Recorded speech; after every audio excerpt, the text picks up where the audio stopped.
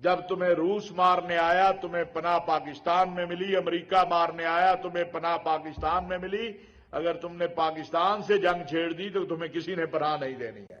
یہ آپ کے علم کے لیے کہ جو بدھا کا مجسمہ تھا، ملا عمر صاحب نے اس پہ بم لگا کے اس کو اڑوا دیا تھا۔ ہندوستان ان سے بھی انتقام لے رہا ہے، ان سے بھی۔ وہ وزیر خارجہ جو ہمیں دھمکیاں دیتا ہے، انہوں نے کہا اس بدھا کے مجسمے کے نیچے بیٹھ کے تو پریس کانفرنس کر، تو پتہ چلا یہ ملا عمر کی لیگسی والے بھی نہیں ہیں، یہ تو ملا عمر کے بھی غدار نکلے ہیں۔ پہلی بات تو یہ ہے کہ میں آج یہاں سے یہ پیغام دینا چاہتا ہوں کہ پیغام پاکستان ضابطہ اخلاق پہ سب کو عمل کرنا ہوگا۔ یہ تکفیریت کے نعرے یہ اب بند کرنے ہوں گے۔ یہ جو سوشل میڈیا پر ہم ویڈیو دیکھتے ہیں، میں آج آپ سے ایک بات کہنا چاہتا ہوں، اس خطے میں اہل تشیع کے سب سے بڑی شخصیت وہ آقا خامنائی ہیں، آیت اللہ خامنائی صاحب، وہی ہے نا۔ گزشتہ سالوں میں بھی انہوں نے اہل سنت کے مقدسات کے حوالے سے بات کی، لیکن اس سال جو انہوں نے بات کی، انہوں نے تمام ایک جمع کا صیغہ بولا۔ پہلے وہ بات کرتے تھے امہات المومنین، خلفاء راشدین کی، اس بار انہوں نے کہا جو اہل سنت کے مقدسات ہیں ان کی توہین حرام ہے۔ اب اگر کوئی ان کی بات نہیں مانتا، حامد علی موسوی صاحب، علامہ ساجد علی نقوی صاحب، حافظ ریاض صاحب، اس کے بعد آپ آ جائیں راجہ ناصر عباس صاحب، اس وقت یہ قیادت ہے نا اہل تشیع حضرات، اہل سنت کی۔ میں نے پہلے عرض کیا مفتی تقی عثمانی صاحب، مفتی منیب صاحب، ساجد میر صاحب اللہ کے پاس چلے گئے، اللہ ان کو جنت دے، ان کے گناہ معاف کرے، یہی قیادت ہے۔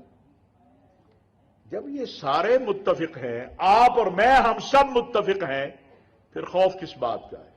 کوئی خوف نہیں ہے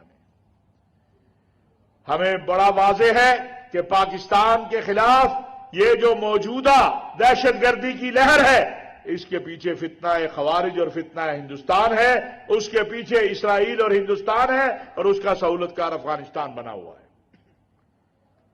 افغان بھائیوں، اپنی موجودہ عبوری حکومت کو سمجھاؤ، جب تمہیں روس مارنے آیا تمہیں پناہ پاکستان میں ملی، امریکہ مارنے آیا تمہیں پناہ پاکستان میں ملی، اگر تم نے پاکستان سے جنگ چھیڑ دی تو تمہیں کسی نے پناہ نہیں دینی ہے، تمہیں کسی نے پناہ نہیں دینی ہے۔ ہمیں نہ یہ تاریخ ہی غلط بتاتے ہیں، وہ فلانا آیا ہم لڑے، فلانا آیا، تم نے پھول پیش کیے، نکالو تاریخ۔ سوویت یونین جب آئی، کابل کے اندر سوویت فوجیوں کو پھول پیش کیے گئے، یہ تاریخ ہے۔ مذاکرات اس پہ بھی انشاءاللہ کسی وقت بات کروں گا، اور میں آج چیلنج کر رہا ہوں کہ جس مرضی ٹی وی چینل پر آ کر بیٹھ جائے، میں 1984 سے آج تک کا ڈاٹا نکالوں گا کہ افغانستان سے ہمیں خیر ملی ہے کہ شر ملا ہے۔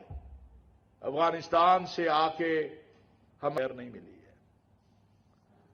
کہتے ہیں جی آپ ان کو پتا تھا تم نے کیا کرنا ہے، اس لیے انہوں نے تمہیں کیمپوں سے باہر نہیں نکلنے دیا، ہم نے تمہیں اپنے گھر دے دیے کہ آؤ آپ ہمارے بھائی ہو، ہمارے ساتھ رہو۔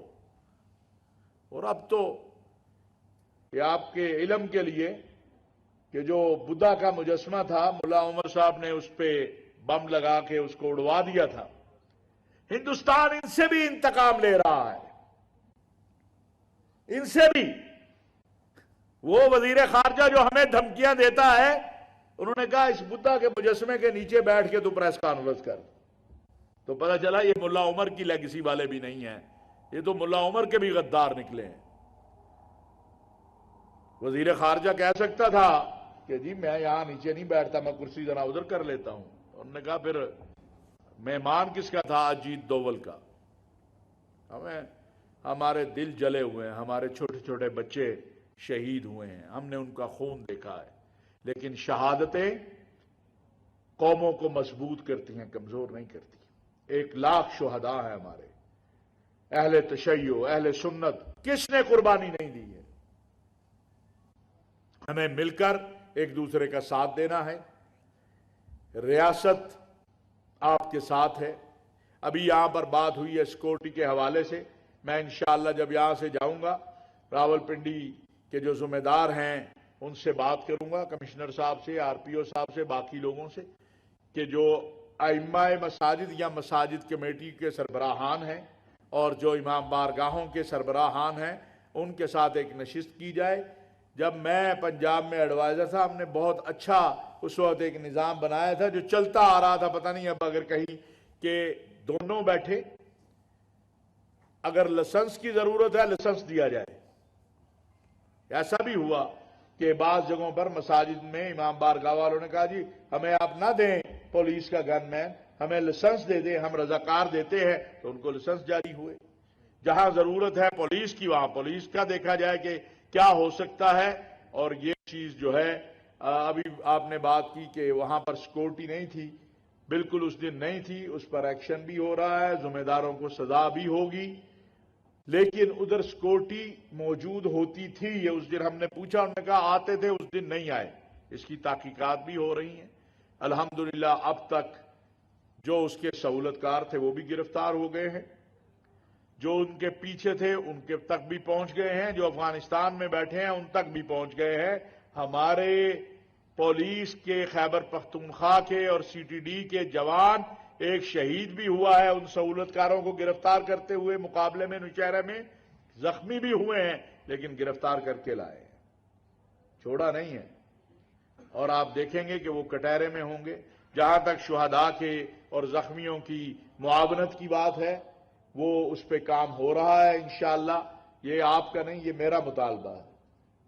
سب سے پہلے میں نے اور وزیر اعظم پاکستان جو ہے انہوں نے, جو وزیر صحت ہیں ہمارے مصطفیٰ کمال صاحب, ان کو کہا کہ آپ خود ڈیوٹی کریں گے, آپ خود نگرانی کریں کہ زخمیوں کو جس طرح کی سہولت چاہیے جہاں چاہیے وہ ان کو مہیا کی جائے.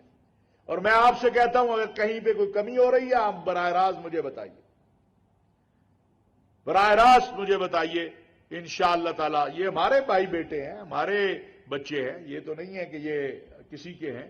تو انشاءاللہ اس معاملے میں آخر میں پھر ایک بار کہوں گا کہ بھائی ایک ضابطہ اخلاق جو آپ نے مرتب کیا, آپ کے بڑوں نے مرتب کیا, پیغام پاکستان قومی پیغام امن کمیٹی حکومت پاکستان کی طرف سے میں اپیل کر رہا ہوں کہ تمام مکاتب فکر کے علماء, مشائخ, ذاکرین, واعظین, تمام خطبہ پیغام پاکستان